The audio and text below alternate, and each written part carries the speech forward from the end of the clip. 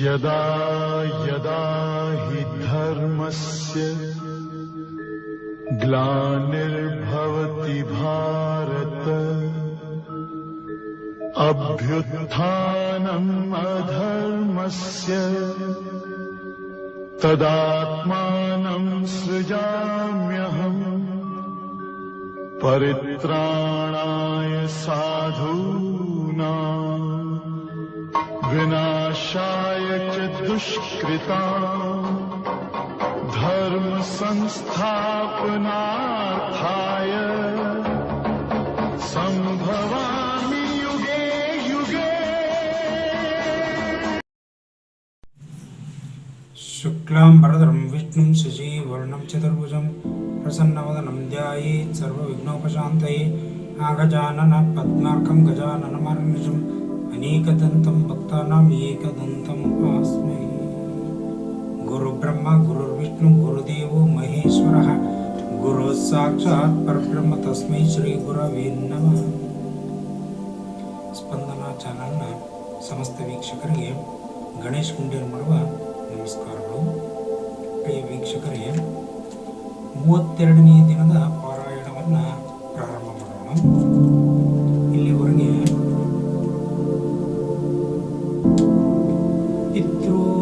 ಪಿತೃದೇವತೆಗಳು ಹೇಳ್ತಾ ಇದ್ರು ಜರತ್ಕಾರರಿಗೆ ಈ ರೀತಿಯಾಗಿ ನಮಗೆ ಒಬ್ಬ ವಂಶಸ್ಥ ಒಬ್ಬನಿದ್ದಾನೆ, ಅವನಿಂದ ನಮಗೆ ಏನಾದರೂ ಮುಂದೆ ಸದ್ಗತಿ ದೊರಕಬೇಕೇ ವಿನಃ ಯಾವ ತಪಶ್ಚರಣೆ ಫಲದಿಂದನೂ ಕೂಡ ಸಾಧ್ಯ ಇಲ್ಲ ಅಂತ ಹೇಳ್ತಾರೆ. ಆಮೇಲೆ ಮತ್ತೆ ಅವರು ಮುಂದುವರೆದು ಹೇಳ್ತಾ ಹೋಗ್ತಾರೆ. ಪಿತೃಗಳು ಮುಂದುವರೆದು ಏನು ಹೇಳ್ತಾರೆ, ಲಾಮಂಚದ ಬೇರುಗಳನ್ನು ಇಲಿಯು ತತ್ತರಿಸುತ್ತಿರುವುದನ್ನು ನೋಡು. ಲಾಮಂಚದ ಬೇರುಗಳು ಅಂದರೆ ಲಾಮಂಚದ ಬೇರು ಏನು ತೂಗಾಡ್ತಿದ್ವಲ್ಲ, ಅದು ಇವರು ಹಿಡ್ಕೊಂಡು ನೇತಾಡ್ತಾ ಇರತಕ್ಕಂಥ ಒಂದೇ ಒಂದು ಉಳಿದಿದೆ, ಅದನ್ನು ಕೂಡ ಇಲ್ಲಿ ಕತ್ತರಿಸ್ತಾ ಇದೆ. ಈ ಲಾಮಂಚಕ್ಕೆ ಅನೇಕ ಬೇರುಗಳು ಇದ್ದವು ಮೊದಲು. ಕಾಲಾನುಕ್ರಮವಾಗಿ ಎಲ್ಲ ಬೇರುಗಳು ಕೂಡ ಇಲ್ಲಿ ಕಟ್ಟಾಗಿ ಹೋಗ್ಬಿಟ್ಟಿದ್ದಾವೆ. ಎಲ್ಲ ಬೇರುಗಳನ್ನು ಕಾಲನು ಕಚ್ಚಿ ತಿಂದುಬಿಟ್ಟಿದ್ದಾನೆ. ಇಲಿ ರೂಪವಾಗಿ ಕಾಲನು ಬಂದು ಕಚ್ಚಿ ಅವನ್ನೆಲ್ಲ ತಿಂದುಬಿಟ್ಟಿದ್ದಾನೆ. ಉಳಿದಿರುವ ಒಂದು ಬೇರಿನ ಅರ್ಧ ಭಾಗವು ಈಗಾಗಲೇ ಕಡಿದು ಹೋಗಿದೆ. ಅಂದರೆ ಈಗಿರೋ ಒಂದೇ ಒಂದು ಬೇರು ಕೂಡ ಅರ್ಧ ಅಲೆ ಕಟ್ಟಾಗಿ ಹೋಗ್ಬಿಟ್ಟಿದೆ.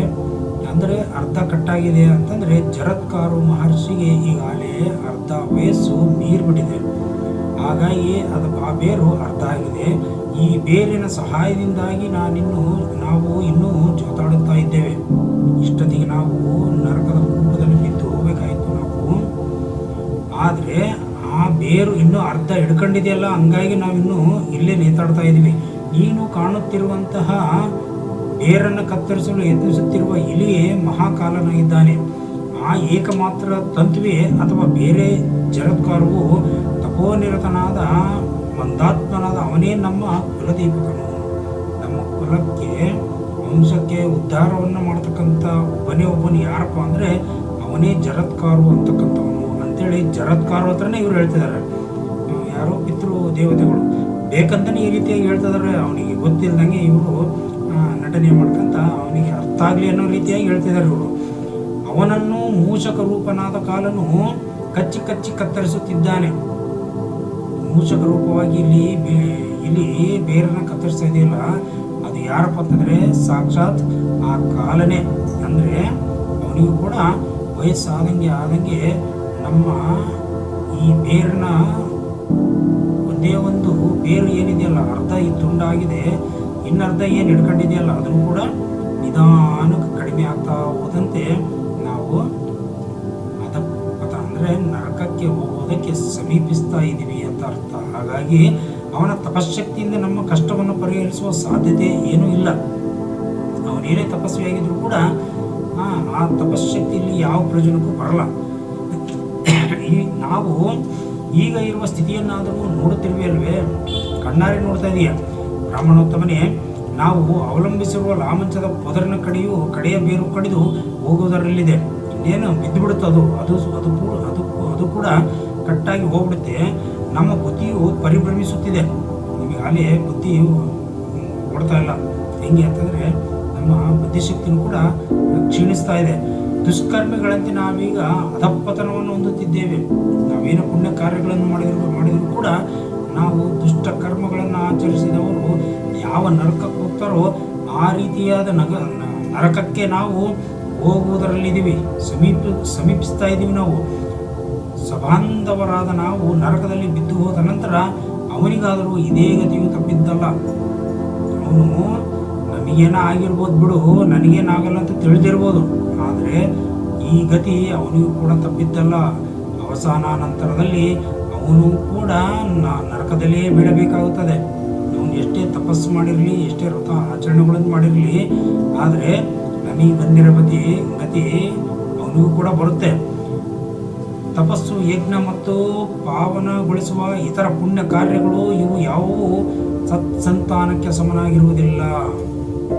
ಒಳ್ಳೆಯ ಸಂತಾನ, ಸತ್ಸಂತಾನ ಅನ್ನೋ ಪದವನ್ನು ಇಲ್ಲಿ ಉಪಯೋಗಿಸಿದರೆ, ಸತ್ಸಂತಾನ ಅಂತಂದ್ರೆ ಏನಪ್ಪ ಅಂತಂದರೆ ಮಕ್ಕಳನ್ನು ಪಡೆಯುವುದು ಅಷ್ಟೇ ಅಲ್ಲ, ಅವರನ್ನು ಒಳ್ಳೆಯ ರೀತಿಯಿಂದ ನಾವು ಬೆಳೆಸಬೇಕು, ಅವರಿಗೆ ಒಳ್ಳೆಯ ಸಂಸ್ಕಾರವನ್ನು ಕೊಡಬೇಕು, ಅವರು ಲೋಕಕ್ಕೆ ಕಲ್ಯಾಣವನ್ನು ಉಂಟು ಮಾಡುವಂಥವ್ರು ಆಗಿರಬೇಕು, ಅವರು ಒಳ್ಳೆಯವರಾಗಿರಬೇಕು. ಅದಕ್ಕೆ ಸತ್ಸಂತಾನ ಅಂತ ಹೇಳ್ತಾರೆ. ಅವರು ಧರ್ಮವನ್ನು ಎತ್ತಿಡಿಯುವಂಥವ್ರಾಗಿರಬೇಕು, ಒಳ್ಳೆಯದನ್ನೇ ಮಾಡ್ತಾ ಇರಬೇಕು, ಪುಣ್ಯವನ್ನೇ ಮಾಡ್ತಾ ಇರಬೇಕು, ಪುಣ್ಯ ಕಾರ್ಯಗಳಲ್ಲಿ ತೊಡಗಿರಬೇಕು. ಅಂತಹ ಮಕ್ಕಳಿಗೆ ಸತ್ಸಂತಾನ ಅಂತ ಹೇಳ್ತಾರೆ. ಸುಮ್ಮನೆ ಮಕ್ಕಳು ಹುಟ್ಟಿದರೆ ಆ ಮಕ್ಕಳು ಅವ್ರ ಪಾಡಿಗೆ ಅವರು ಹೆಂಗೆ ಬಂದು ಮನಸ್ಸಿಗೆ ಬಂದಂಗೆ ಜೀವನ ಮಾಡ್ತಿದ್ದಾರೆ ಅಂತಂದರೆ ಸತ್ಸಂತಾನ ಆಗಲ್ಲ. ಸತ್ಸಂತಾನ ಅಂತಂದರೆ ಮಕ್ಕಳಿಗೆ ಒಳ್ಳೆಯ ನಡತೆ, ಒಳ್ಳೆಯ ರೀತಿ ನೀತಿಗಳನ್ನು ಹೇಳಿಕೊಂಡು ಸರಿ ತಪ್ಪುಗಳನ್ನು ಅವರ ಗಮನಕ್ಕೆ ತಂದು ಅವರನ್ನು ಒಳ್ಳೆಯ ರೀತಿಯಿಂದ ಧರ್ಮವನ್ನು ಆಚರಣೆ ಮಾಡ್ತಾ, ಧರ್ಮವನ್ನು ಎತ್ತಿಡಿಯುವ ರೀತಿಯಲ್ಲಿ, ಧರ್ಮವನ್ನು ಬೆಳೆಸುವಂಥ ರೀತಿಯಲ್ಲಿ ಅವರನ್ನು ಬೆಳೆಸಿದರೆ ಅವರು ಒಳ್ಳೆಯ ಮಕ್ಕಳಾಗ್ತಾರೆ, ಸಮಾಜಕ್ಕೆ ಮುಂದೆ ಒಳ್ಳೆಯವರಾಗ್ತಾರೆ, ಅವರೂ ಕೂಡ ಉದ್ಧಾರ ಆಗ್ತಾರೆ. ಆಮೇಲೆ ಅವರು ಪಿತೃ ದೇವತೆಗಳನ್ನು ಕೂಡ ಅವರು ಉದ್ಧಾರ ಮಾಡ್ತಾರೆ. ಅವ್ರ ಜೊತೆಗಿರ್ತಕ್ಕಂಥವ್ರನ್ನು ಕೂಡ ಅವರು ಒಳ್ಳೆಯ ದಾರಿ ತೋರಿಸ್ತಾರೆ. ಒಳ್ಳೆಯ ದಾರಿಗೆ ತಾವು ಹೋಗೋದಂತೆ ಒಳ್ಳೆಯ ದಾರಿಯನ್ನು ಕೂಡ ತೋರಿಸ್ತಾರೆ. ಸ್ವಾಮಿ ವಿವೇಕಾನಂದರು ಇದನ್ನೇ ಹೇಳ್ತಾ ಇರೋದು, ಅವರು ಪ್ರಚಾರ ಮಾಡಿರೋದು ಇಡೀ ಪ್ರಪಂಚಕ್ಕೆ. ಸ್ವಾಮಿ ವಿವೇಕಾನಂದರು ಅನೇಕ ದೇಶಗಳಿಗೆ ಹೋಗಿ ಕಾರ್ಯಕ್ರಮವನ್ನು ನಡೆಸ್ಕೊಟ್ರು, ಆಧ್ಯಾತ್ಮ ಪ್ರವಚನವನ್ನು ಮಾಡಿದರು. ಅವರು ಸಾರ್ತಾ ಇದ್ದಿದ್ದು ಇದನ್ನೇ, ನೀವು ಒಳ್ಳೆಯವರಾಗ್ರಿ, ಧರ್ಮವನ್ನು ಎತ್ತಿಡಿರಿ, ಪುಣ್ಯವನ್ನು ಮಾಡಿರಿ, ಪುಣ್ಯವನ್ನು ಮಾಡ್ತಾ ನೀವು ಮೋಕ್ಷವನ್ನು ಪಡೆಯುವುದ ಕಡೆ ನಿಮ್ಮ ಹೆಜ್ಜೆಯನ್ನು ಹಾಕಿರಿ, ಎದ್ದೇಳಿ ಅಂತ ಹೇಳಿದರು. ಆದರೆ ಅಷ್ಟಕ್ಕೆ ನಿಲ್ಲಿಲ್ಲ ಅವ್ರ ಮಾತು. ಮತ್ತು ಮುಂದುವರೆದು ಹೇಳ್ತಾರೆ ಏನಂತಂದರೆ, ನೀವು ಮೋಕ್ಷವನ್ನು ಪಡೆಯೋದ ಕಡೆ ಗಮನ ಕೊಡಬೇಡ್ರಿ, ನಿಮ್ಮ ಜೊತೆಗಿದ್ದವ್ರನ್ನೂ ಕೂಡ ಅವರು ಕೂಡ ಮೋಕ್ಷವನ್ನು ಪಡೆಯುತ್ತೆ, ಅವ್ರಿಗೂ ಕೂಡ ಬೋಧನೆಯನ್ನು ಮಾಡಿರಿ, ಅವ್ರನ್ನೂ ಕೂಡ ನಿಮ್ಮ ಜೊತೆಗೆ ಕರ್ಕೊಂಡು ಹೋಗ್ರಿ. ನೀವು ಒಬ್ಬರೇ ಹೋದರೆ ಇಲ್ಲಿ ಏನು ಉಪಯೋಗ ಆಗಲ್ಲ. ನೀವು ಒಬ್ಬರೇ ಸಾಕ್ಷಾತ್ಕಾರ ಪಡೆದರೆ ಏನು ಸಾರ್ಥಕ ಪಡೆದಂಗೆ ಆಯಿತು. ಈ ಮಾನವ ಜನ್ಮ ಹುಟ್ಟಿ ಮನುಷ್ಯರಾಗಿ ಹುಟ್ಟಿದ ಮೇಲೆ ಏನು ಸಾಧನೆ ಮಾಡ್ದಂಗೆ ಆಯಿತು. ನಿಮ್ಮ ಜೊತೆಗಿದ್ದವ್ರನ್ನೂ ಕೂಡ ನಿಮ್ಮ ಜೊತೆ ಕರ್ಕೊಂಡು ಹೋಗ್ರಿ, ಅವ್ರಿಗೂ ಒಳ್ಳೆಯದನ್ನು ತಿಳಿಸ್ರಿ, ಅವ್ರಿಗೂ ಒಳ್ಳೆಯ ಒಂದು ಬೋಧನೆಯನ್ನು ಮಾಡಿರಿ, ಒಳ್ಳೆಯ ದಾರಿಯನ್ನು ತೋರಿಸ್ರಿ, ಆಗ ನೀವು ನಿಜವಾದ ಮನುಷ್ಯರು ಅಂತ ಹೇಳ್ತಾರೆ. ಹಾಗಾಗಿ ಅವರಿಗೆ ವಿಶ್ವಮಾನವ ಅಂತ ಕರೆದು ಸ್ವಾಮಿ ವಿವೇಕಾನಂದರಿಗೆ. ವಿಶ್ವಮಾನವ ಅಂತನಕ್ಕೆ ಕಾರಣ ಏನಪ್ಪ ಅಂತಂದರೆ, ಇಡೀ ವಿಶ್ವದಲ್ಲಿರ್ತಕ್ಕಂಥ ಎಲ್ಲ ಮನುಷ್ಯ ಕುಲದವರು ಕೂಡ ಒಂದೇ ಅನ್ನೋದನ್ನು ಸಾರಿದರು. ನಮ್ಮ ಅಧ್ಯಾತ್ಮ ಹೇಳೋದು ಇದನ್ನೇ, ಅದ್ವೈತ ತತ್ವ ಹೇಳೋದು ಇದನ್ನೇ. ಎಲ್ಲರ ಅಂತರಾತ್ಮದಲ್ಲಿ ಇರ್ತಕ್ಕಂಥ ಆ ಪರಬ್ರಹ್ಮ ವಸ್ತು ಏನಿದೆಯೋ ಅದೇ ಪರಬ್ರಹ್ಮ, ಅದೇ ಪರಮಾತ್ಮ, ಅದೇ ಆ ಚೈತನ್ಯವೇ ಎಲ್ಲರಲ್ಲಿಯೂ ಇದೆ, ಎಲ್ಲರ ಅಂತರಾಳದಲ್ಲಿಯೂ ಇದೆ, ಒಳಗೂ ಇದೆ ಹೊರಗೂ ಇದೆ, ಅದು ಇರೋದು ಒಂದೇ ಅನ್ನೋದಕ್ಕೆ ಅದ್ವೈತ ಅಂತ ಹೇಳ್ತಾರೆ. ಇದು ನಮ್ಮ ದೇಶದಲ್ಲಿ ಮಾತ್ರ ಪ್ರಚಲಿತ ಇತ್ತು ಆ ಸಮಯದಲ್ಲಿ. ಹೊರಗಿನ ದೇಶದವರಿಗೆ ಅಂದರೆ ಭಾರತವನ್ನು ಹೊರತುಪಡಿಸಿ ಬೇರೆ ದೇಶದವರಿಗೆ ಈ ವಿಚಾರ ಗೊತ್ತಿರಲಿಲ್ಲ. ನಮ್ಮ ನಡವಳಿಕೆ ಆಗಿರಲಿ, ನಮ್ಮ ಆಚಾರ ವಿಚಾರಗಳಾಗಿರಲಿ, ಇವ್ಯಾವೂ ಕೂಡ ಹೊರಗಿನ ಪ್ರಪಂಚಕ್ಕೆ ಗೊತ್ತಿರಲಿಲ್ಲ. ಆದರೆ ಸ್ವಾಮಿ ವಿವೇಕಾನಂದರು ಯಾವಾಗ ಹೊರದೇಶಕ್ಕೆ ಹೋದರು, ಆ ಸಮಯದಲ್ಲಿ ಅವರು ಹೊರದೇಶಕ್ಕೆ ಹೋದ ನಂತರ ಅವರು ಅದ್ವೈತ ತತ್ವವನ್ನು ಪ್ರತಿಪಾದನೆ ಮಾಡ್ತಾ ಹೋದಾಗೆಲ್ಲ ಅವ್ರು ಹೇಳ್ತಾ ಹೋದಿದ್ದು ಇದನ್ನೇ, ಏನಂದರೆ ನೀವು ಮಾತ್ರ ಇಲ್ಲಿ ಒಬ್ಬರೇ ಸತ್ಕಾರ್ಯವನ್ನು ಮಾಡ್ತಾ ಒಬ್ಬರೇ ನೀವು ಮೋಕ್ಷವನ್ನು ಪಡೆಯೋದ ಕಡೆ ಹೋಗ್ಬೇಡ್ರಿ. ಸಾಕ್ಷಾತ್ಕಾರ ಅಂತಕ್ಕಂಥದ್ದು ಎಲ್ಲರೂ ಕೂಡ ಮಾನವ ಕುಲದಲ್ಲಿ ಹುಟ್ಟಿರ್ತಕ್ಕಂಥ ಪ್ರತಿಯೊಬ್ಬರೂ ಕೂಡ ಸಾಕ್ಷಾತ್ಕಾರವನ್ನು ಪಡೆಯುವುದಕ್ಕೆ ಅರ್ಹನಾಗಿರ್ತಕ್ಕಂಥ ವ್ಯಕ್ತಿ. ಅವರಿಗೆ ಸರಿಯಾದ ಬೋಧನೆ ಇರುವುದಿಲ್ಲ. ಅವರು ಯಾವ್ಯಾವುದೋ ಸಂಗತಿಗಳಿಗೆ ಅವರು ಮಾರಿ ಹೋಗಿರ್ತಾರೆ ಅಥವಾ ಅದರಿಂದ ದೂರ ಆಗಿರ್ತಾರೆ. ಸಮಯ, ಸಂದರ್ಭ ಮತ್ತು ಪರಿಸ್ಥಿತಿಗಳು ಮತ್ತು ಒತ್ತಡಗಳಿಂದ ಅವರು ಈ ಒಂದು ಗುರಿಯತ್ತ ಸಾಗುವಂಥ ದಾರಿಯನ್ನು ಬಿಟ್ಟು ಬೇರೆ ದಾರಿಯನ್ನು ನೋಡ್ಕೊಂಡಿರ್ತಾರೆ. ಅವ್ರ ನಿಜವಾದ ಗುರಿ ಏನು ಅನ್ನೋದನ್ನು ನೀವು ತೋರಿಸಿರಿ. ನೀವು ಕಂಡುಕೊಳ್ಳೋದಷ್ಟೇ ಅಲ್ಲ, ನೀವು ತೋರಿಸಿರಿ. ಆವಾಗ ನೀವು ನಿಜವಾದ ಸನ್ಯಾಸಿ ಅನ್ನಿಸ್ಕೊಳ್ತೀರಿ ಅಂತೇಳಿ ಸ್ವಾಮಿ ವಿವೇಕಾನಂದರು ಬಹಳ ಕಡೆ ಹೇಳಿದ್ದಾರೆ. ಅದು ಅವ್ರು ಹೇಳಿರ್ತಕ್ಕಂಥ ಪ್ರತಿಯೊಂದು ಮಾತುಗಳು ಕೂಡ ನಾವು ಎಲ್ಲರನ್ನೂ ಅರ್ಥ ಮಾಡ್ಕೊಳ್ತಕ್ಕಂಥ ವಿಚಾರನೆ. ಸಾಮಾನ್ಯವಾದ ವ್ಯಕ್ತಿ ಅಲ್ಲ ಸ್ವಾಮಿ ವಿವೇಕಾನಂದರು. ಇಲ್ಲಿ ಏನಾಗುತ್ತೆ, ಇಲ್ಲಿ ಅದನ್ನೇ ಅವ್ರು ಹೇಳ್ತಾ ಇದ್ದಾರೆ. ಇಲ್ಲಿ ಮಕ್ಕಳು ಅಂತಕ್ಕಂಥವ್ರು ಯಾವ ರೀತಿಯಾಗಿರಬೇಕು, ಅವರು ಸ್ವಾರ್ಥ ಜೀವನವನ್ನು ಮಾಡಬಾರ್ದು. ಸಮಾಜಕ್ಕೆ ಕಲ್ಯಾಣವನ್ನು ಉಂಟು ಮಾಡ್ತಕ್ಕಂಥ ಮಕ್ಕಳಾಗಬೇಕು. ಯಾಕೆ ಸಮಾಜವನ್ನು ಉದ್ಧಾರ ಮಾಡ್ತಕ್ಕಂಥ ಕಲ್ಯಾಣವನ್ನು ಅಂದರೆ ಸಮಾಜಕ್ಕೆ ತೊಡಕನ್ನು ಉಂಟು ಮಾಡ್ತಕ್ಕಂಥ ಮಕ್ಕಳು ಅವರು ಮನುಷ್ಯರೇ ಅಲ್ಲ ಅನ್ನೋ ಭಾವನೆಯಿಂದ ಇವರು ಹೇಳ್ತಿದ್ದಾರೆ. ಯಾಕೆ ಅಂತಂದರೆ ಮನುಷ್ಯರಾಗಿ ಹುಟ್ಟುವುದೇ ನಾವು ಮೋಕ್ಷ ಪಡೆಯೋದಕ್ಕೆ. ನಾವು ಇಲ್ಲಿಯವರೆಗೂ ಎಷ್ಟು ಸಾರಿ ಹುಟ್ಟಿದೆವೋ, ಎಷ್ಟು ಸಾರಿ ಸತ್ತಿದೆವೋ, ಯಾವ ಜೀವರಾಶಿಗಳಾಗಿ ಯಾವ ಜೀವಿಗಳ ದೇಹವನ್ನು ಧಾರಣೆ ಮಾಡಿ ಹುಟ್ಟಿದೆವೋ ಸತ್ತಿದೆವೋ ಗೊತ್ತಿಲ್ಲ. ಭಯಂಕರ ಜೀವಿಗಳ ರೂಪವನ್ನು ಧಾರಣೆ ಮಾಡಿ ಈ ಭೂಮಿಯಲ್ಲಿ ಜನಿಸಿದ್ದೀವಿ. ನಾವು ಹುಟ್ಟೋದು ಸಾಯೋದು ಮಾಡ್ತಾ ಬಂದಿದ್ದೀವಿ. ನಮ್ಮ ಪಾಪ ಪುಣ್ಯಕ್ಕೆ ಅನುಗುಣವಾಗಿ ನಮಗೆ ಒಂದು ಸಾರಿ ಮನುಷ್ಯ ಜನ್ಮ ಪ್ರಾಪ್ತಿಯಾಗುತ್ತೆ. ಆವಾಗ ಏನಾಗುತ್ತೆ, ನಾವು ಆ ಮನುಷ್ಯ ಶರೀರವನ್ನು ಧಾರಣೆ ಮಾಡಿದಾಗ ಆ ಮನುಷ್ಯ ಶರೀರದಲ್ಲಿ ನಮಗೆ ಮೋಕ್ಷವನ್ನು ಪಡೆಯುವುದಕ್ಕೆ ಅವಕಾಶ ಸಿಗುತ್ತೆ. ನಮಗೆ ಯಾವಾಗ ನಾವು ಮನುಷ್ಯ ಶರೀರದಲ್ಲಿ ಮೋಕ್ಷವನ್ನು ಪಡೆಯೋದಕ್ಕೆ ನಾವು ಮುಂದಿನ ಹೆಜ್ಜೆಯನ್ನು ಹಾಕ್ಲಿಲ್ವೋ, ನಾವು ಪ್ರಯತ್ನವನ್ನು ಮಾಡಲಿಲ್ವೋ, ಆವಾಗ ಏನಾಗುತ್ತೆ, ಮತ್ತೆ ಕರ್ಮಕ್ಕೆ ಅನುಗುಣವಾಗಿ ನಾವು ಮಾಡಿರ್ತಕ್ಕಂಥ ಪಾಪ ಪುಣ್ಯಗಳಿಗೆ ಅನುಗುಣವಾಗಿ ಪಾಪ ಹೆಚ್ಚಾಗ್ತಾ ಹೋಗುತ್ತೆ. ಪಾಪ ಹೆಚ್ಚಾದಂಗೆಲ್ಲ ನಾವು ಆ ಪಾಪ ಕಡಿಮೆ ಮಾಡೋದಕ್ಕೋಸ್ಕರವಾಗಿ ಮತ್ತೆ ಜೀವಿಗಳಾಗಿ, ಅಂದರೆ ಜೀವಿಗಳು ಅಂತಂದರೆ ಮನುಷ್ಯ ಶರೀರ ಬಿಟ್ಟು ಇನ್ನುಳಿದ ಜೀವಿಗಳಾಗಿ ನಾವು ಅವತಾರ ಎತ್ತಿ ಬಂದು ಆ ಪಾಪ ಕರ್ಮವನ್ನು ಕಳೀತಾ ಹೋಗಬೇಕಾಗುತ್ತೆ. ಮತ್ತೆ ಹುಟ್ಟೋದು, ಮತ್ತೆ ಸಾಯೋದು, ಮತ್ತೆ ಹುಟ್ಟೋದು, ಮತ್ತೆ ಸಾಯೋದು. ಕ್ರಿಮಿ, ಕೀಟ, ಪಶು, ಪಕ್ಷಿ, ಪ್ರಾಣಿ, ಈ ರೀತಿಯಾಗಿ 84 ಲಕ್ಷ ಜೀವರಾಶಿಗಳಿದ್ದಾವೆ. ಅದರಲ್ಲಿ ಮನುಷ್ಯ ಶರೀರ, ಮನುಷ್ಯ ಜೀವಿ ಅಂತಕ್ಕಂಥದ್ದು ಒಂದೇ ಜೀವಿ. ಇನ್ನುಳಿದಿರ್ತಕ್ಕಂಥ 84 ಜೀವಿಯನ್ನು ಹೊರತುಪಡಿಸಿ ಇನ್ನುಳಿದಿರ್ತಕ್ಕಂಥ ಎಲ್ಲ ಜೀವರಾಶಿಗಳಾಗಿಯೂ ಕೂಡ ನಾವು ಜನ್ಮವನ್ನು ತಳೆದಿವಿ, ಹುಟ್ಟಿದ್ದೀವಿ. ಆದರೂ ಈಗೂ ಕೂಡ ನಾವು ಮೋಕ್ಷವನ್ನು ಪಡೆದಿಲ್ಲ. ಎಷ್ಟು 1000 ಜನ್ಮ ಆಯಿತು, ಎಷ್ಟು ಲಕ್ಷ ಜನ್ಮ ಆಗಿದೆಯೋ ಗೊತ್ತಿಲ್ಲ, ಹುಟ್ಟೋದು ಸಾಯೋದು ಮಾಡ್ತಾನೆ ಇದ್ದೀವಿ. ಇಲ್ಲಿ ಬ್ರಹ್ಮ ಇದನ್ನ ಮಾಡಿರೋದು ಯಾಕೆ ಅಂತಂದರೆ ಜೀವಿಗಳ ಉದ್ಧಾರಕ್ಕಾಗಿ. ನೀವು ಸಂತಾನವನ್ನು ಪಡಿಬೇಕು, ಸಂತಾನವನ್ನು ಪಡೆದು ನೀವು ಮೋಕ್ಷವನ್ನು ಪಡಿಬೇಕು, ಇಲ್ಲಾಂದರೆ ನರಕಕ್ಕೆ ಹೋಗ್ತೀರಿ ನೀವು ಅಂತ ಹೇಳಿದರು. ಆದರೆ ಸಂತಾನವನ್ನು ಪಡೆದರೂ ಕೂಡ ಅವನು ಸತ್ಸಂತಾನ ಅಂತ ಹೇಳಿದ್ದಾರೆ ಅವರು. ಒಳ್ಳೆಯ ಸಂತಾನ ಅಂದರೆ ಮಕ್ಕಳು ಒಳ್ಳೆಯವರಾಗಿಲ್ಲಪ್ಪ ಅಂತಂದರೆ, ಕೆಟ್ಟದ್ದನ್ನು ಮಾಡ್ತಿದ್ರು ಅಂತಂದರೆ, ಕೆಟ್ಟ ಕಾರ್ಯಗಳನ್ನು ಮಾಡ್ತಿದ್ರು ಅಂತಂದರೆ ಅದಕ್ಕೆ ಹೊಣೆ ಯಾರು? ತಂದೆ ತಾಯಿಗಳೇ ಹೊಣೆ ಆಗ್ತಾರೆ. ಯಾವ ರೀತಿ ಅಂದರೆ ಅವರು ಬೆಳೆಸಿ ಮಕ್ಕಳನ್ನು ತಿದ್ದಿ ಬುದ್ಧಿ ಹೇಳಿ ಬೆಳೆಸಿರ್ತಕ್ಕಂಥ ರೀತಿ ಯಾವ ರೀತಿಯಾಗಿರ್ಬೇಕಂತಂದರೆ ಪ್ರಪಂಚಕ್ಕೆ ಒಳಿತಾಗುವ ರೀತಿಯಲ್ಲಿ ಬೆಳೆಸಿರ್ಬೇಕು. ಅವರು ಮಕ್ಕಳು ತಪ್ಪು ಮಾಡಿದಾಗ ಬುದ್ಧಿವಾದ ಹೇಳಲಿಲ್ಲ ಅಂತಂದರೆ ಅವ್ರನ್ನ ಮಾಡಿದ್ದೇ ಸರಿ ಅನ್ನೋ ಅಭಿಪ್ರಾಯದಲ್ಲಿ ಜೀವನ ಮಾಡ್ತಾ ಲೋಕಕಂಟಕರಾಗ್ತಾರೆ. ಆಮೇಲೆ ಆವಾಗ ಏನಾಗುತ್ತೆ, ಅವರು ಮಾಡಿರ್ತಕ್ಕಂಥ ಪಾಪಗಳಲ್ಲಿ ತಂದೆ ತಾಯಿಗಳು ಕೂಡ ಅದು ಬರುತ್ತೆ.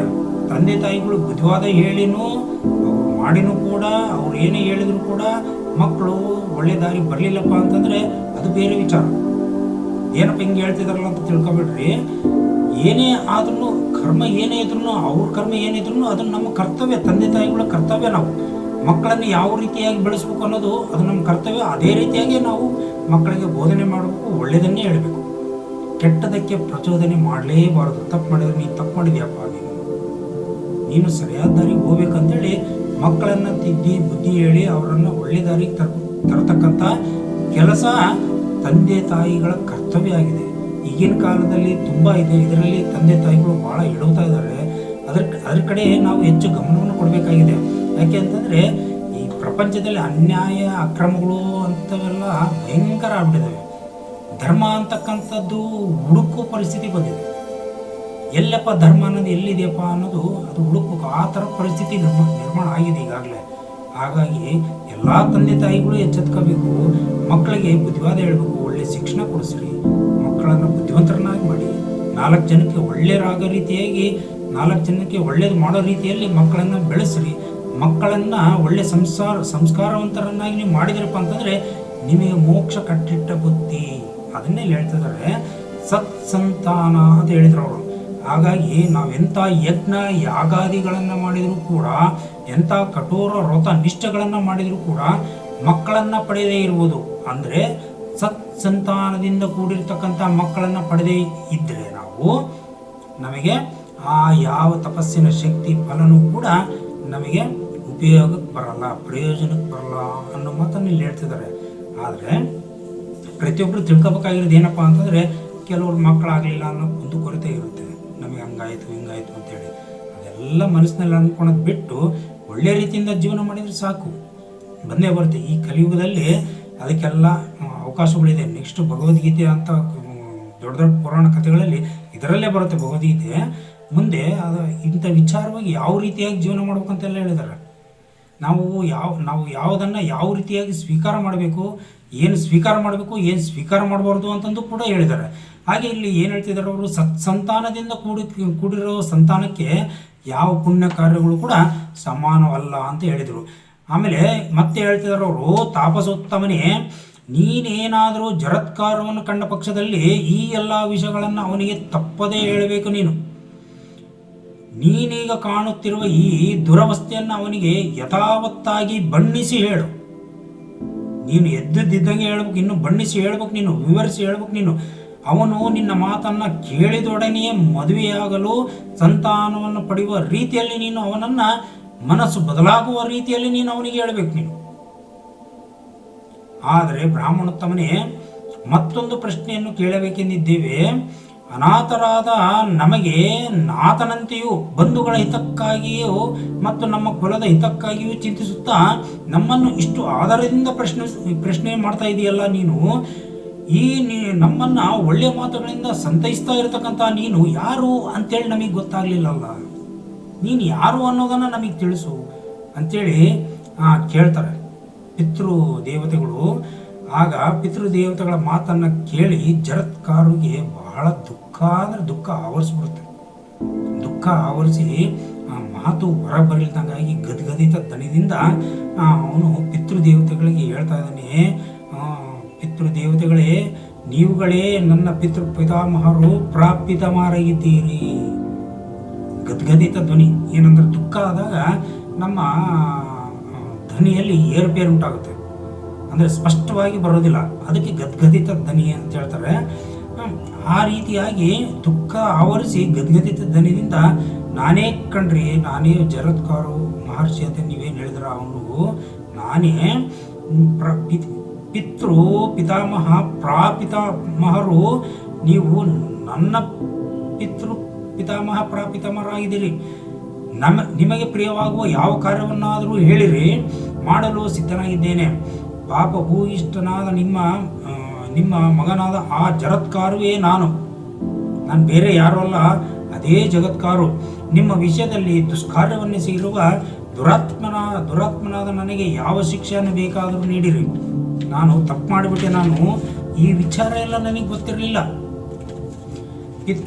ಪಿತಾಮಹ ಪ್ರಾಪಿತಾಮಹರು ಇವರಿಗೆಲ್ಲ ಎಂತಹ ಒಂದು ಪರಿಸ್ಥಿತಿ ಉಂಟಾಗುತ್ತೆ ಅನ್ನೋ ವಿಚಾರ ನನಗೆ ಗೊತ್ತಿರಲಿಲ್ಲ.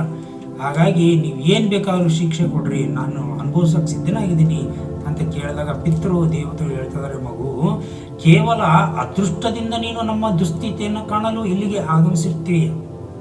ನೀನು ಇಲ್ಲಿ ಬಂದಿರೋಕ್ಕೆ ಕಾರಣ ಏನಪ್ಪ ಅಂತಂದರೆ, ಯಾವುದೋ ಒಂದು ಅದೃಷ್ಟ ಇದೆ, ಯಾವುದೋ ಒಂದು ಪುಣ್ಯದ ಪ್ರಭಾವದಿಂದ ನೀನು ನಮ್ಮನ್ನು ಸಂದರ್ಶನ ಮಾಡಿದೀಯಾ. ಕುಮಾರ, ನೀನೇಕೆ ಇದುವರೆಗೂ ಪತ್ನಿವಂತನಾಗಲಿಲ್ಲ? ಯಾಕೆ ಮದುವೆ ಆಗಲಿಲ್ಲ ನೀನು? ನನಗೆ ಮದುವೆಯಾಗುವ ಇಚ್ಛೆಯೇ ಉಂಟಾಗಿಲ್ಲ. ಜರತ್ಕಾರ್ ಹೇಳ್ತಾನೆ, ನನಗೆ ಮದುವೆ ಆಗ್ಬೇಕಂತಕ್ಕಂಥ ಆಸೆನೂ ಉಂಟಾಗಲಿಲ್ಲ. ಅಂತ್ಯಕಾಲದವರೆಗೂ ಊರ್ಧ್ವರೇತಸ್ಕನಾಗಿಯೇ ಇದ್ದು ಸಶರೀರನಾಗಿಯೇ ಸ್ವರ್ಗಕ್ಕೆ ಹೋಗಬೇಕೆನ್ನುವ ಅಭಿಲಾಷೆಯು ನನ್ನದಾಗಿದೆ. ನೋಡ್ರಿ, ಎಂತ ಒಂದು ಅಭಿಲಾಷೆ ಇವರಲ್ಲಿತ್ತಪ್ಪ ಅಂತಂದ್ರೆ, ನಾನು ಬ್ರಹ್ಮಚಾರಿಯಾಗಿದ್ದು ಮದುವೆ ಆಗಿದ್ದೇನೆ, ಅಂತ್ಯಕಾಲದವರೆಗೂ ಅಂದ್ರೆ ಕೊನೆವರೆಗೂ ಕೂಡ ಊರ್ಧ್ವರೇತಸ್ಕನಾಗಿ ನಾನು ಇರಬೇಕು. ಅಂದ್ರೆ ಮದುವೆ ಆಗದೇನೆ ನಾವೆಲ್ಲ ಊರ್ಧ್ವರೇತಸ್ಕರಲ್ಲ. ನಾವು ಹೆಂಗೆ ಅಂತಂದ್ರೆ ಇಳಿಮುಖವನ್ನು ಹೊಂದಿರತಕ್ಕಂಥವ್ರು. ಊರ್ಧ್ವರೇತಸ್ಕರು ಅಂತಂದ್ರೆ ವೀರ್ಯವನ್ನು ಯಾವುದೇ ಕಾರಣಕ್ಕೂ ಅವರು ಬಿಡದೆ ಮೇಲಕ್ಕೆ ಕಳಿಸ್ತಾ ಇರ್ತಕ್ಕಂಥವ್ರು. ಅಂಥವರು ಊರ್ಧ್ವರೇತಸ್ಕರು. ಅದು ಬಹಳ ಸಾಧನೆಯಿಂದ ಆಗ್ತಕ್ಕಂಥ ಕೆಲಸ. ಬಹಳ ಕಠಿಣವಾದ ವ್ರತಾಚರಣೆಗಳಿಂದ ಮನಸ್ಸನ್ನು ಹತೋಟಿಯಲ್ಲಿಟ್ಕೊಂಡು, ದೇಹವನ್ನು ಹತೋಟಿಯಲ್ಲಿಟ್ಕೊಂಡು, ಅದರ ಜೊತೆಗೆ ಇಂದ್ರಿಯಗಳೆಲ್ಲವನ್ನು ನಿಗ್ರಹ ಮಾಡಿಕೊಂಡು ಸದಾ ಭಗವಂತನ ನಾಮಸ್ಮರಣೆಯಲ್ಲಿ, ಭಗವಂತನ ಪೂಜೆ ಪುನಸ್ಕಾರ ವ್ರತಾಚರಣೆಗಳನ್ನು ಮಾಡುತ್ತಾ, ಸಂಚಾರವನ್ನು ಮಾಡ್ತಾ, ಮನಸ್ಸನ್ನು ಹತೋಟಿಯಲ್ಲಿಟ್ಕೊಂಡು ಜೀವನ ಮಾಡ್ತಕ್ಕಂಥ ತಪಸ್ವಿಗಳಿಗೆ ಮಾತ್ರ ಈ ಸಾಧನೆ ಮಾಡೋದಕ್ಕೆ ಸಾಧ್ಯ. ಹಾಗಾಗಿ ಅವರು ಏನು ಇಟ್ಕೊಂಡಿದ್ರು ಅಂತಂದ್ರೆ, ಕೊನೆಯವರೆಗೂ ನಾವು ಊರ್ಧ್ವರೇತಸ್ಕರಾಗಿದ್ಕೊಂಡು ನಾನು ಶರೀರ ಸಮೇತನಾಗಿ ಸ್ವರ್ಗವನ್ನು ಕಾಣಬೇಕು ಅಂತಕ್ಕಂಥ ಅಭಿಲಾಷೆಯನ್ನು ನಾನು ಹೊಂದಿದ್ದೇನೆ. ಈ ಕಾರಣದಿಂದಲೇ ನನ್ನ ಮನಸ್ಸು ಮದುವೆ ಆಗಲು ಇದುವರೆಗೂ ಒಡಂಬಡಲಿಲ್ಲ. ನನಗೆ ಮದುವೆ ಆಗಬೇಕು ಅಂತಕ್ಕಂಥ ಇಚ್ಛೆನೇ ಉಂಟಾಗಲಿಲ್ಲ. ಆದರೆ ನೀವು ಕೀಚಪಾಲದ ಹಕ್ಕಿಯಂತೆ ತಲೆ ಕೆಳಗಾಗಿ ಲಾಮಂಚ ಗಿಡದ ಪೊದರಿನಲ್ಲಿ ನೇತು ಬಿತ್ತಿರುವುದನ್ನು ನೋಡಿದ ನಂತರ ನನ್ನ ಮನಸ್ಸಿನಲ್ಲಿ ಅಚಲವಾಗಿದ್ದ ನಿರ್ಧಾರವನ್ನು ನಾನು ಬದಲಾಯಿಸಿಕೊಂಡಿದ್ದೇನೆ. ಇಲ್ಲಿ ಕೀಚಪಾಲದ ಹಕ್ಕಿ ಅಂತ ಹೇಳ್ತಾರೆ, ಅಂದರೆ ಜೋರಬಾಲಕ್ಕಿ ಹಕ್ಕಿ ಅಂತ ಹೇಳ್ತಾರೆ. ಅಂದರೆ ಅದು ಕಾಲ್ ಮೇಲೆ ಮಾಡಿ ತಲೆ ಕೆಳಗೆ ಮಾಡಿ ಮರದಾಗ ನೇತಾಡ್ತಾ ಇರ್ತೈತೆ. ಎಲ್ಲ ಸುಮಾರು ಜನ ನೋಡಿರ್ತಾರೆ. ಆ ರೀತಿಯಾಗಿ ನೀವು ಇರತಕ್ಕಂಥ ಇಂತಹ ಒಂದು ಸ್ಥಿತಿಯನ್ನು ನೋಡಿ ನನ್ನ ನಿರ್ಧಾರವನ್ನು ನಾನು ಬದಲಾಯಿಸಿದ್ದೀನಿ. ನಿಮಗೆ ಪ್ರಿಯವಾದದನ್ನೇ ಮಾಡುತ್ತೇನೆ. ನಿಮಗೆ ಯಾವುದು ಒಳ್ಳೆಯದು ಅನಿಸುತ್ತೋ, ನಿಮಗೆ ಯಾವುದು ಪ್ರೀತಿ ಪಾತ್ರವಾಗಿದೆಯೋ ಅದನ್ನು ನಾನು ಮಾಡೋಕ್ಕೆ ಸಿದ್ಧನಾಗಿದ್ದೀನಿ. ನಿಮಗೆ ಪ್ರಿಯವನ್ನುಂಟು ಮಾಡುವ ಸಲುವಾಗಿ ಮದುವೆ ಆಗುತ್ತೇನೆ. ಈ ವಿಷಯದಲ್ಲಿ ತಾವು ಸಂಶಯಿಸುವ ಕಾರಣವಿಲ್ಲ. ಆದರೆ ಕೆಲವು ನಿಯಮಗಳಿಗೆ ಅನುಸಾರವಾಗಿ ಮಾತ್ರ ನಾನು ವಿವಾಹವನ್ನು ಆಗಲು ಸಿದ್ಧನಿದ್ದೇನೆ. ಎಲ್ಲಿಯಾದರೂ ನನ್ನ ಹೆಸರಿನವಳೇ ಆದ ಕನ್ಯೆಯು ಸಿಕ್ಕಿದರೆ ಮಾತ್ರವೇ ಮದುವೆಯಾಗುತ್ತೇನೆ. ಅವನು ನಿಬಂಧನೆಯನ್ನು ಹೇಳ್ತಿದ್ರಲ್ಲಿ ಜರತ್ಕಾರು ಮಹರ್ಷಿಗಳು, ನನ್ನ ಹೆಸರಿನವಳು ಅಂದರೆ ಅವಳು ಕೂಡ ಜರತ್ಕಾರು ಅನ್ನೋ ಹೆಸರನ್ನೇ ಹೊಂದಿರಬೇಕು. ನನಗೆ ಕನ್ಯೆಯನ್ನು ಭಿಕ್ಷಾರೂಪವಾಗಿ ಕೊಡುವುದಾದರೆ ಮಾತ್ರ ಮದುವೆಯಾಗುತ್ತೇನೆ. ಜರತ್ಕಾರು ಅಂತಕ್ಕಂಥ ಒಬ್ಬ ಕನ್ಯೆ ಸಿಕ್ಕರೂ ಕೂಡ ಅವರ ಪೋಷಕರು ಏನಿರ್ತಾರಲ್ಲ, ಅವರು ದಾರಿ ಎರೆದು ಕೊಡಬೇಕು. ಯಾವ ರೀತಿ ದಾನವಾಗಿ ಕೊಡ್ತಿದ್ದೀನಿ ನಾನು ಅಂತ ದಾರಿ ಎರೆದು ಕೊಡಬೇಕು, ದಾನ ರೂಪವಾಗಿ. ಮೂರನೇದಾಗಿ ಮತ್ತೊಂದು ಇವ್ರದ್ದು ಏನಪ್ಪ ಅಂತಂದರೆ, ಇವ್ರ ನೇಮ, ನಾನು ಅವಳನ್ನು ಸಾಕುವಂತಹ ಯಾವುದೇ ಹವ್ಯಾಸವನ್ನು ಇಟ್ಟುಕೊಳ್ಳುವುದಿಲ್ಲ. ನಾನು ಅವಳಿಗೆ ಸಾಕಬೇಕು ಅನ್ನೋ ಮನಸ್ಸು ಪರಿಸ್ಥಿತಿ ನನ್ನಲ್ಲಿರುವುದಿಲ್ಲ. ಹಾಗಿದ್ರೆ ಮಾತ್ರ ನಾನು ಮದುವೆ ಆಗ್ತೀನಿ. ಈ ಮೂರೂ ನಿಯಮಗಳಿಗೆ ಒಳಪಟ್ಟು ಕನ್ಯೆಯು ಸಿಕ್ಕುವುದಾದರೆ ಮಾತ್ರ ನಾನು ಮದುವೆ ಆಗ್ತೀನಿ. ಆಗ ಮಾತ್ರ ಮೋಕ್ಷ. ಆಗ ಮಾತ್ರ ನಿಮಗೆ ಒಳ್ಳೆ ನಾನು ಮದುವೆ ಆಗ್ತೀನಿ. ಆಗ ಮಾತ್ರ ಇದು ಎಲ್ಲ ಸಾಧ್ಯ. ಇಲ್ಲ ಅಂದರೆ ಈ ಮೂರೂ ನಿಯಮಗಳಲ್ಲಿ ಯಾವುದೊಂದು ನಿಯಮಕ್ಕೂ ಚ್ಯುತಿಯುಂಟಾಗುವುದಾದರೂ ಕೂಡ ನಾನು ಮದುವೆ ಆಗುವುದಿಲ್ಲ. ಪಿತೃಗಳೇ, ನನ್ನ ಈ ಮಾತು ಸತ್ಯ. ಇಲ್ಲಿ ಏನು ಹೇಳ್ತಿದ್ದಾರೆ, ಈ ರೀತಿಯಾಗಿ ಉಂಟಾಗಿ ಒಂದೇ ರೀತಿಯಾಗಿದ್ದು ಒಂದೇ ಹೆಸರಿನಲ್ಲಿದ್ದು ಅದನ್ನು ದಾನ ರೂಪವಾಗಿ ಪಡೆದು ಆಮೇಲೆ ಅದನ್ನು ಸಾಕ್ತಕ್ಕಂಥ ಹೊಣೆ ಇರಬಾರ್ದು. ನಾನು ಯಾವುದೇ ಕಾರಣಕ್ಕೂ ನೋಡ್ಕೊಳಂಗಿಲ್ಲ. ನನಗೆ ಅಕ್ಕಿ ಬೇಕು, ಅನ್ನ ಬೇಕು, ಬೇಳೆ ಬೇಕು, ಅದು ಬೇಕು, ಇದು ಬೇಕು ಅನ್ನಂಗಿಲ್ಲ. ಮನೆಗೆ ಸುಮ್ಮನೆ ಇರಬೇಕು, ಹೇಳಿದ್ ಕೇಳಬೇಕು. ಈಗಿನ ಕಾಲದಾಗ ಇದ್ದಾರೆ ಹೆಣ್ಮಕ್ಳು, ಸುಮ್ಮನೆ ಅಲ್ಲ. ಏನಂತಂದ್ರೆ ಕೆಲವ್ರು ಇದ್ದಾರೆ, ತುಂಬ ಜನ ಇದ್ದಾರೆ. ಆದರೆ ಗಂಡನಿಗೆ ಹೊಂದಿಕೊಂಡು ಗಂಡನ ಕಷ್ಟ ಸುಖಕ್ಕೆ ಭಾಗಿಯಾಗಿ ಗಂಡನಿಗೆ ನೆರವಾಗಿ ಗಂಡನ ಉದ್ಧಾರಕ್ಕೋಸ್ಕರವಾಗಿ ಶ್ರಮಿಸ್ತಕ್ಕಂಥ ಹೆಣ್ಮಕ್ಳು ಇದ್ದಾರೆ, ಇಲ್ಲ ಅಂತಲ್ಲ. ಆದರೆ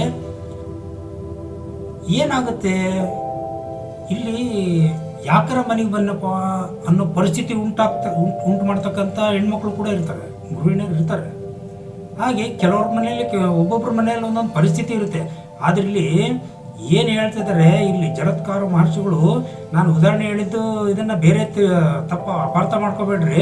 ಯಾಕೆಂತಂದರೆ ಇಲ್ಲಿ ಧರ್ಮಕ್ಕೆ ಇಲ್ಲಿ ಸ್ಥಾನನೇ ಇಲ್ಲದ ಪರಿಸ್ಥಿತಿ ಉಂಟಾಗ್ಬಿಟ್ಟಿದೆ. ಈ ಕಾಲದಾಗೆ ಧರ್ಮ ಅಂತಕ್ಕಂಥದ್ದು ಭಾಳ ಅಧೋಗತಿಗೆ ಹೋಗ್ಬಿಟ್ಟಿದೆ. ಧರ್ಮವನ್ನು ಎತ್ತಿಡಿಬೇಕು, ಒಳ್ಳೆಯದನ್ನು ಅಂತಕ್ಕಂಥದ್ದು ಹುಡುಕ್ಬೇಕಾಗಿದೆ. ಹಾಗಾಗಿ ಸುಮಾರು ಜನ ಇದ್ದಾರೆ, ಅವ್ರಿಗೆ ಏನಂತಂದರೆ ಒಂದು ಬೋಧನೆಯ ಅವಶ್ಯಕತೆ ಇದೆ. ತಿಳುವಳಿಕೆ ಇಲ್ಲದಂಥವ್ರಿಗೆ ತಿಳುವಳಿಕೆ ಆಗಬೇಕು. ತಿಳಿದಿರ್ತಕ್ಕಂಥವ್ರು ಸುಮಾರು ಜನ ಇದ್ದಾರೆ, ಅಂಥವರೆಲ್ಲ ಮುಂದೆ ಬರಬೇಕು. ಸ್ವಾಮಿ ವಿವೇಕಾನಂದರು ಹೇಳಿದಂಗೆ ಹೇಳಿ ಎದ್ದೇಳಿ, ಅದು ಈಗ ಭಾಳ ಅತ್ಯವಶ್ಯಕ ಅಂತ ಇಷ್ಟಪಡ್ತೀನಿ ನಾನು. ಯಾಕೆಂದರೆ ಪ್ರತಿಯೊಬ್ಬರು ಎಚ್ಚೆತ್ಕೋಬೇಕು.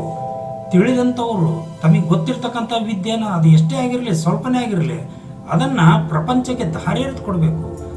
ಅವು ಒಬ್ಬರಿಂದ 4 ಜನ ಆದರೆ ಎಷ್ಟು ಉದ್ಧಾರ ಆಗುತ್ತೆ. ಬರೀ 4 ಜನ, ಜಾಸ್ತಿ ಬೇಡ.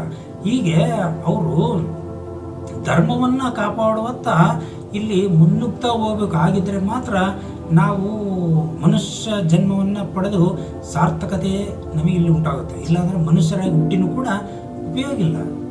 ಸುಮ್ಮನೆ ಹುಟ್ಟೋದು, ಸುಮ್ಮನೆ ಊಟ ಮಾಡೋದು, ಸುಮ್ಮನೆ ತಿನ್ನೋದು, ಸುಮ್ಮನೆ ಮಲಗೋದು, ಸುಮ್ಮನೆ ಹಂಗೆ ಒಂದ್ಸರಿ ಸತ್ತು ಹೋಗೋದು, ಇದು ಒಂದು ಜೀವನನ. ಎಲ್ಲ ಪ್ರಾಣಿ ಪಶು ಪಕ್ಷಿಗಳು ಕೂಡ ಅವು ಹುಟ್ಟುತ್ತವೆ, ಅವು ಕೂಡ ಊಟ ಮಾಡ್ತವೆ, ಅವು ಕೂಡ ಮಲಗ್ತವೆ, ಅವು ಕೂಡ ಎದ್ದಾಡ್ತವೆ, ಅವನು ಕೂಡ ಒಂದ್ಸರಿ ಸತ್ತು ಹೋಗ್ತವೆ. ಅದೇ ರೀತಿ ನಾವು ಆಗ್ಬಿಡ್ತೀವಿ. ಮನುಷ್ಯ ಶರೀರಕ್ಕೆ ಮನುಷ್ಯ ಜನ್ಮಕ್ಕೆ ಇಲ್ಲಿ ಅರ್ಥನೇ ಇಲ್ದಂಗೆ ಆಗುತ್ತೆ. ವೀಕ್ಷಕರೇ, ಇಲ್ಲಿ ಈ ರೀತಿಯಾಗಿ ಏನು ಹೇಳ್ತಾರೆ, ಇಲ್ಲಿ ಜರತ್ಕಾರು ಮಹರ್ಷಿಗಳು ಅವರು ನನ್ನ 3 ನಿಬಂಧನೆಗಳು ಈ ರೀತಿಯಾಗಿದ್ದಾವೆ, ಆಗಿದ್ದರೆ ಮಾತ್ರ ನಾವು ಮದುವೆ ಆಗೋದಕ್ಕೆ ಸಿದ್ಧವಾಗಿದ್ದೀವಿ, ಇಲ್ಲ ಅಂದ್ರೆ ಇಲ್ಲ, ಈ ಮಾತು ಸತ್ಯ ಇದು ಅಂತೇಳಿ ಪಿತೃದೇವತೆಗಳಿಗೆ ಹೇಳ್ತಾ ಇದ್ದಾರೆ. ಈಗೂ ಕನ್ಯೆಯು ಸಿಕ್ಕಿ ನಾನು ಅವಳನ್ನು ಮದುವೆಯಾಗಿ ಅವಳಿಂದಲೇನಾದರೂ ಒಂದು ಜಂತುವು ಅಂತಂದರೆ ಇಲ್ಲಿ ಸಂತಾನ ಮಕ್ಕಳು ಹುಟ್ಟುವುದಾದರೆ ಅದರಿಂದ ನಿಮ್ಮೆಲ್ಲರ ಉದ್ಧಾರವಾಗಲಿ, ನನ್ನ ಪಿತೃಗಳು ಶಾಶ್ವತವಾದ ಕ್ಷಯರಹಿತವಾದ ಬ್ರಹ್ಮಲೋಕವನ್ನು ಪಡೆಯಲಿ. ಅಂದರೆ ಬ್ರಹ್ಮಲೋಕ ಅಂತಂದರೆ ಸಾಕ್ಷಾತ್ಕಾರ. ಈ ರೀತಿಯಾದ ಒಂದು ಬ್ರಹ್ಮಲೋಕವನ್ನು ಪಡೆಯಲಿ, ಸಾಕ್ಷಾತ್ಕಾರವನ್ನು ಪಡೆಯಲಿ. ಶೌನಕರೇ, 3 ನಿಯಮಗಳಿಗೆ ನಿಬದ್ಧಳಾದ ಆಗಿರುವಂತಹ ಹೆಣ್ಣನ್ನು ಮದುವೆಯಾಗುವನೆಂದು ಜರತ್ಕಾರವು ಪಿತೃಗಳಿಗೆ ಆಶ್ವಾಸನೆಯನ್ನು ಕೊಡ್ತಾರೆ.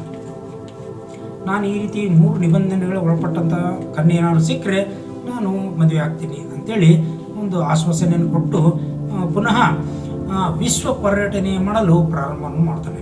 ಅವನು ವೃದ್ಧನಾಗಿದ್ದನೆಂಬ ಕಾರಣದಿಂದ ಅವನಿಗೆ ಹೆಣ್ಣು ಕೊಡಲು ಯಾರೂ ಮುಂದೆ ಬರಲಿಲ್ಲ.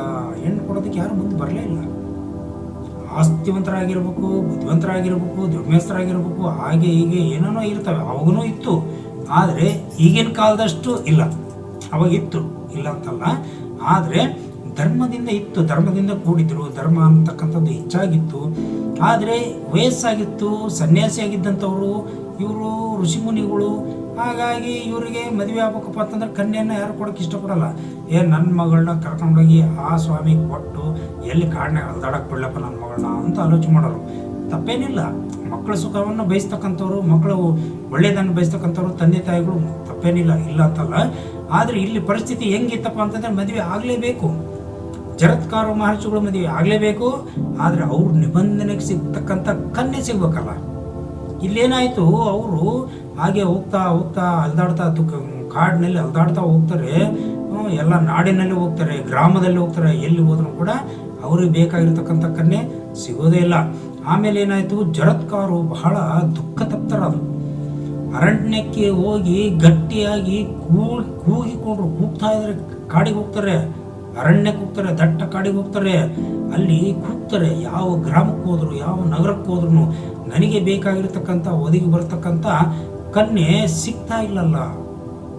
ಕೂಗ್ತಾ ಇದ್ದಾರೆ, ನಮ್ಮ ಪಿತೃ ದೇವತೆಗಳಿಗೆ ಬಂದಿರತಕ್ಕಂಥ ಅವಸ್ಥೆ ನನ್ನ ಕಣ್ಣು ಮುಂದೆನೇ ಇದೆ. ಅವ್ರಿಗೆ ಎಂಥ ಅವಸ್ಥೆ ನನ್ನಿಂದ ಬಂದ್ಬಿಟ್ಟಿದೆ. ಆ ಅವಸ್ಥೆಯಿಂದ ನಾನು ಪಾರಾಗೋದಕ್ಕೋಸ್ಕರವಾಗಿನಾದರೂ ನನಗೆ ಕನ್ಯಾ ಭಿಕ್ಷೆಯನ್ನು ನೀಡಿ, ಭಿಕ್ಷೆ ರೂಪವಾಗಿಯೇ ಕೊಡಬೇಕಲ್ಲ, ಕನ್ಯಾ ಭಿಕ್ಷೆಯನ್ನು ನೀಡ್ರಿ ಅಂತ ಹೇಳ್ಬಿಟ್ಟು ಇಲ್ಲಿ ಗಟ್ಟಿಯಾಗಿ ಕೂಗ್ತಾ ಇದ್ದಾರೆ. ದುಃಖ ತಪ್ತರಾಗಿ ಗದ್ಗದಿತ ಧ್ವನಿಯಿಂದ ಚೀರಾಡ್ತದರೆ ಅರಣ್ಯದೊಳಗೆ.